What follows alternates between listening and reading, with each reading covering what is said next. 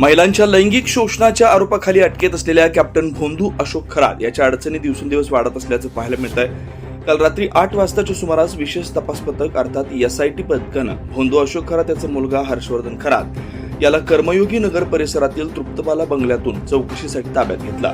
Police सेनेची चाहूल लागताच हर्षवर्धन यांनी बंगल्याची लाईट पूर्णपणे बंद करून अंधार केला आणि एका कोपऱ्यात जाऊन बसला. पोलिसांनी सिनेस्टाईल पद्धतीने शेजारी असलेल्या घराच्या भिंतीवरून उड्या मारत बंगल्यात प्रवेश केला आणि हर्षवर्धन याला ताब्यात घेतला.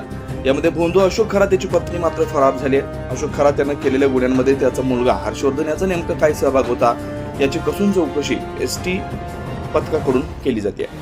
दरम्यान अशोक खरात याच्या वैद्यकीय उपचार आणि आर्थिक व्यवहारात आलेल्या संशयावरून नाशिकमधील 3 बड्या डॉक्टरांची देखील SITनं चौकशी केली. त्यामुळे या प्रकरणात आणखी नवनवीन खुलासे समोर येण्याची शक्यता आहे.